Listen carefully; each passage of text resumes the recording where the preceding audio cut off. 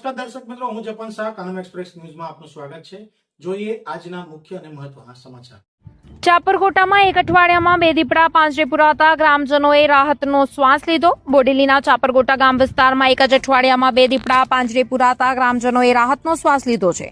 જોકે છેલ્લા ઘણા સમયથી આ વિસ્તારમાં 4 દીપડા ફરતા હોવાની લોકચર્ચા વચ્ચે વન વિભાગ દ્વારા દીપડાને પકડવા માટે વિસ્તારમાં પાંજરા ગોઠવવામાં આવ્યા હતા। 4 દિવસ અગાઉ એક દીપડો પાંજરે પુરાયા બાદ આજે વધુ એક દીપડો પાંજરે પુરાયો હતો। આજે પાંજરે પુરાયેલો દીપડો આશરે 2.5 વર્ષની ઉંમરનો હોવાનું જાણવા મળ્યું છે। આમ એક અઠવાડિયામાં 2 દીપડા પાંજરે પુરાતા હાલ ગ્રામજનો તેમજ વન વિભાગે રાહતનો શ્વાસ લીધો છે।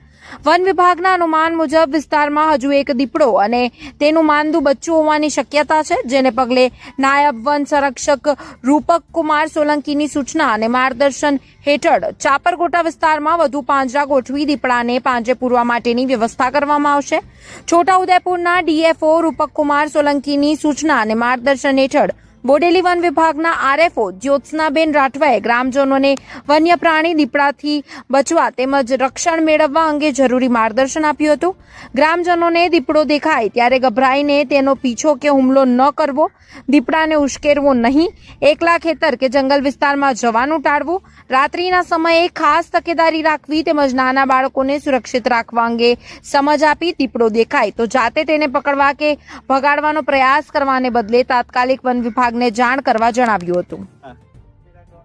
આજે બી પણ દીપડો પકડાયો છે અને હજુ બી માંગ એવી છે કે અમારે બીજા બી 1-2 દીપડા જોવા મળે છે અને બીજી બી અમને 1-2 પાંજરા આપે અને એમના માટે અમે જંગલ આપણા ફોરેસ્ટ વિભાગને એવું કહેવા માંગીએ છીએ કે અમને એક બી પાંજરું બીજા બી પકડવા માટે આપે બે પાંજરા।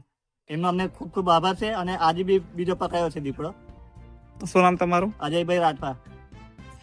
આજે ચાપોકોટે એક દીપડો પકડાયો છે, પિંજરું મૂક્યું હતું અને 2-3 દિવસ આગળ બી એક પકડાયેલો દીપડો અને આગળ બીજું દુર્ઘટના થઈ એવું બીજું બી 2-3 દીપડા છે તો બી આગળ દુર્ઘટના નહીં ઘટે એ બીજી અમારી માંગ છે કે બીજું પિંજરું મુકાય એવી આશા રાખીએ છીએ। અને પિંજરું મૂકે સારી વાત છે કે બીજી દુર્ઘટના થતી કર્મચારીએ મૂક્યું અને આશા રાખીએ છીએ કે ઓછું પિંજરું આપે।